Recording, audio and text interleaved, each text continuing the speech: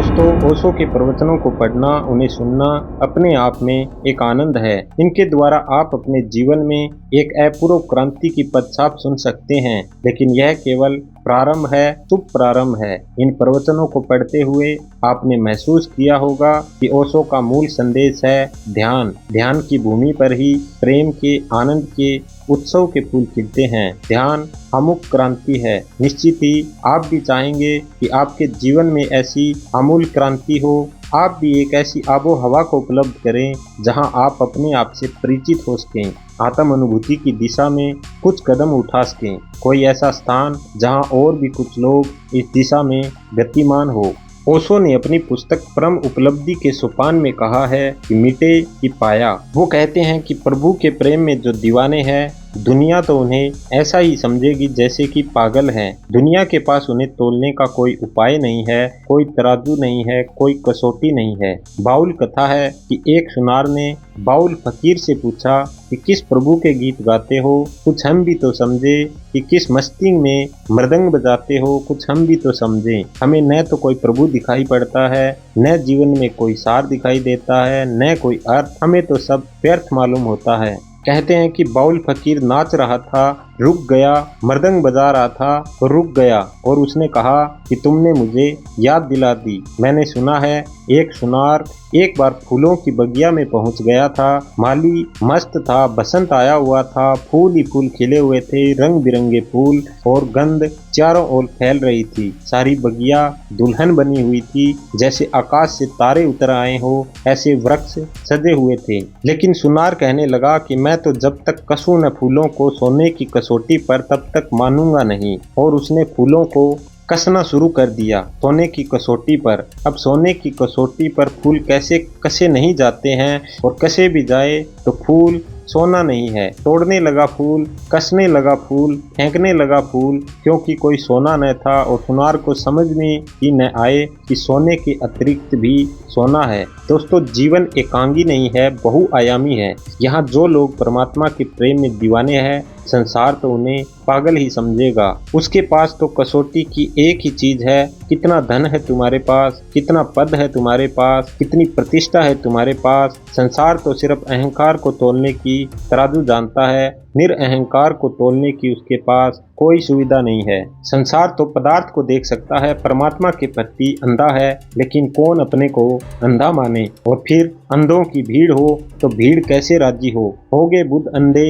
होंगे कबीर अंधे, होंगे पलटू अंधे, लेकिन इतने करोड़ों करोड़ों लोग अंधे कैसे हो सकते हैं। ये पड़ गए होंगे किसी बहम में, खा गए होंगे कोई धोखा, खो गए होंगे किसी सपने में, बातें करने लगे दीवानगी की। लेकिन इतने करोड़ करोड़ लोग, इन्हें न तो कोई परमात्मा दिखाई पड़ता है, न कोई रोशनी दिखाई पड़ती है, न कोई सत्य का अनुभव होता है। ये गलत कैसे हो सकते हैं। दोस्तों, हम तो लोगों के सिर गिनकर तय करते हैं कि सत्य क्या है। जैसे सत्य भी मत से तय होता है, तब स्वभावतः जिन्होंने जाना है उनसे हम कुछ भी नहीं सीख पाते। जिन्होंने जाना है, सीखना तो दूर, हमसे जितना बन सके उतना उनका तिरस्कार करते हैं। हम तो उन्हें अंधा ही कहते हैं। जिसके पास आंखें हैं और जिनके पास सच्ची बुद्धिमानी है, वे हमें दीवाने मालूम पड़ते हैं। यह सोचने की प्रक्रिया बदलनी पड़े। जरूर संतों ने कोई शराब पी ली है, लेकिन वह शराब अंगूरों से नहीं ढलती और बाजारों में नहीं बिकती। यह शराब आत्मा में ढलती है, भीतर ही निर्मित होती है। वह शराब बेहोशी नहीं लाती, होश लाती है। वह शराब सुलाती नहीं है, जगाती है। जरूर संत पागल है, लेकिन उनका पागलपन तुम्हारी बुद्धिमानी से लाख गुना कीमती है। जरूर संतों के पास देखने योग्य संपदा नहीं है, लेकिन उनके पास अदृश्य संपदा है जिसे मौत भी नहीं छीन सकती। जो परमात्मा के चरणों में झुक गया है, जो परमात्मा में समर्पित हो गया है, जो परमात्मा के रंग में रंग गया है, जिसने अपने अहंकार को सब भांति छोड़ दिया है, जो कि परमात्मा का सेवक हो गया है, महाने तो चाकर राखो जी। जिसने कहा है कि मुझे तो बस नौकरी में रख लो, पैर दबाता रहूं, पड़ा रहूं। जो साहब का लाल है, सेवक है, सो पावेगा लाल, वहीं पाएगा असली हीरा। कोहिनूरों के ढेर लग जाएंगे उसके जीवन में, हालांकि वे कोहिनूर किसी और को दिखाई नहीं पड़ेंगे, उनको दिखाई पड़ेंगे जिनके जीवन में वैसा अनुभव हुआ है। अनुभवी ही परख पाएंगे। पलटू को परखना हो तो कोई कबीर चाहिए, और कबीर को परखना हो तो कोई नानक चाहिए, नानक को परखना हो तो कोई बुद्ध चाहिए। आंख वाले ही आंख वाले को पहचान सकते हैं, अंधे कैसे पहचाने? अंधे मान भले ले पहचान नहीं पाते, और उनकी सारी मान्यता के पीछे संदेह खड़ा रहता है। तुम्हारे विश्वास दो कौड़ी के हैं, तुम ईश्वर को मानो, तुम मंदिर मस्जिद को मानो, तुम गीता कुरान को मानो, लेकिन तुम्हारी मान्यताएं सिर्फ दो कौड़ी की हैं, क्योंकि हर मान्यता के पीछे संदेह का कीड़ा लगा रहता है। तुम्हारी मान्यताओं को संदेह का कीड़ा खा जाएगा, और जब मौत द्वार पर दस्तक देगी तो ये सारी मान्यताएं काम न आएगी। ये मान्यताएं ऐसे गिर जाएंगी जैसे ताश के घर गिर जाते हैं। ये मान्यताएं ऐसे डूब जाएगी और तुम्हें भी डुबा लेगी जैसे कागज की नावें डूब जाती हैं। मानने से कुछ नहीं होता, जानने से कुछ होता है। क्रांति जानने से घटित होती है। संपदा होनी चाहिए उपलब्ध, मगर लोग झुकने को राजी नहीं है। लोग परमात्मा के सामने भी झुकने को राजी नहीं है। कहीं मन में गहरी आकांक्षा है कि परमात्मा ही झुके। कहो चाहे तुम या न कहो, लेकिन अगर परमात्मा भी रास्ते पे मिल जाए तो तुम्हारा अहंकार यही कहेगा कि पहले नमस्कार वही करे। जो हम उत्तर दे, तुम नमस्कार करने में भी कंजूस हो जाओगे। तुमने सदा की है कंजूसी, यह कोई नई बात नहीं है। नमस्कार तो दूर, तुमने जीसस, मसूर और सुकरात जैसे लोगों को मारा, हत्या की उनकी। न करते नमस्कार, उपेक्षा करते, गुजर जाते, वह भी न हो सका। तुम उनके जीवन को भी बर्दाश्त न कर सके। असल में जब संपदा लेकर कोई इस पृथ्वी पर खड़ा होता है तो सारे दीन दरिद्र उसके विरोध में खड़े हो जाते हैं। सारे आत्मिक दृष्टि से हीन लोग बेचैन हो जाते हैं, उसे मिटा देने को आतुर हो जाते हैं, क्योंकि उसकी मौजूदगी उनकी हीनता का बोध कराती है। उसकी रोशनी, वे अंधे हैं और अंधेरे में हैं, इस बात की इतनी गहन प्रतीति बन जाती है कि अब दो ही उपाय है, या तो अपने को बदले या ऐसे लोगों को हटा दें जिसके जीवन की वजह से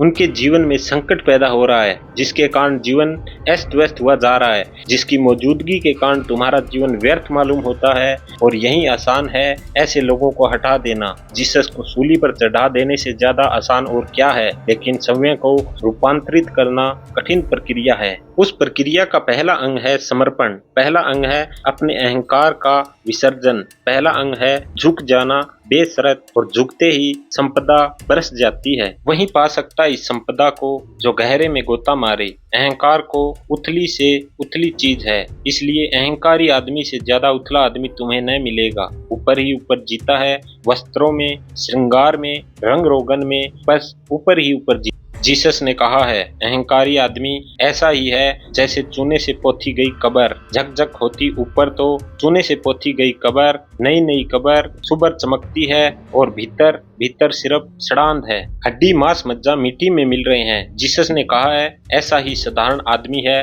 बस चूने से पूती हुई कब्र, भीतर सिवाय सड़ांध के और कुछ भी नहीं है। ऊपर से सुगंध छिड़क ली है, घाव है फूलों में छिपा लिए हैं, भीतर पीड़ा ही पीड़ा है, ऊपर सिर्फ झूठी मुस्कुराहटें थोप ली हैं। ऐसा नहीं होगा। इस परमात्मा के विराट अस्तित्व में डुबकी मारनी होगी। दर्शक बनने से नहीं चलेगा, राह के किनारे खड़े होने से नहीं चलेगा। तट पर बैठे रहे तो बैठे ही रह जाओगे, कुछ भी न पाओगे, खाली आए खाली हाथ जाओगे। उतरना होगा सागर में। मोती मिलते हैं लेकिन गोताखोरों को मिलते हैं। मोती गहरे में होते हैं। हाँ, किनारों पर चाहो तो बीन लेना, शंख, छिपी, रंग बिरंगे पत्थर, उन्हीं से खेलते रहना, और उन्हीं में लोग खेल रहे हैं। रंग बिरंगे पत्थर, शंख, छिपियां, रेत के घर बना रखे हैं। फिर चाहे तुम उन घरों को महल ही क्यों न कहो, और पत्थर के महल भी आखिर रेत के ही महल है, क्योंकि पत्थर रेत ही है। सब पत्थर एक दिन रेत हो जाते हैं और सब रेत एक दिन पत्थर बन जाती है।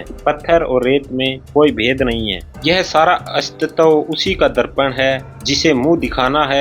यह आईना उसी का है। यहाँ प्रत्येक व्यक्ति परमात्मा का ही छिपा हुआ रूप है, और यहाँ प्रत्येक संबंध दर्पण है जिसमें तुम्हारी झलक मिलती है। मगर तुम आँख खोलो तो यहाँ तो सभी नजरें उसी की है, मगर उसके लिए नजरों का झेलने की छाती भी तो चाहिए। जरा सोचो, ये सारी आंखों में परमात्मा झांक रहा है। एक क्षण जरा इस विचार को तुम पकड़ने दो, जैसे झंझनावाट पकड़ ले। ये सारी आंखें उसकी है, घबरा जाओगे, बेचैन हो जाओगे। वह तुम्हें प्रति पल प्रति घड़ी देख रहा है। ऐसी कोई जगह नहीं है जहां तुम बचकर जा सको। छिपने का कोई उपाय नहीं है। हाँ, छिपने का एक ही उपाय है, वह है शत्रुमुर्ग का उपाय कि वह अपने सिर को रेत में गड़ा कर खड़ा हो जाता है, अपनी आंखें ही बंद कर लेता है। और यही हम सब ने किया है। हम सब शत्रुमुर्गी न्याय को मानते हैं।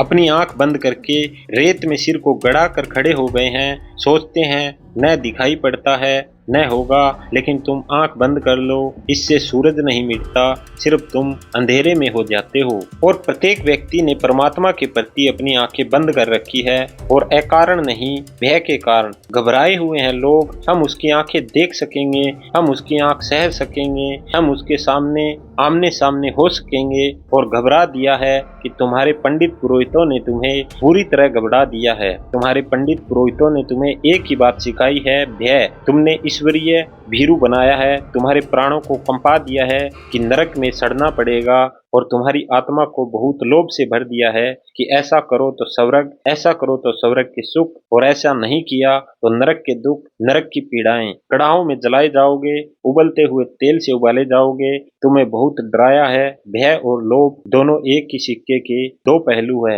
इधर भय उधर लोभ। धर्म को भय और लोभ की दुकान बना दिया है, और धर्म है अभय और धर्म है अलोभ। इसलिए दोस्तों, जो भय के कारण धार्मिक है वे कभी धार्मिक हो ही नहीं पाते।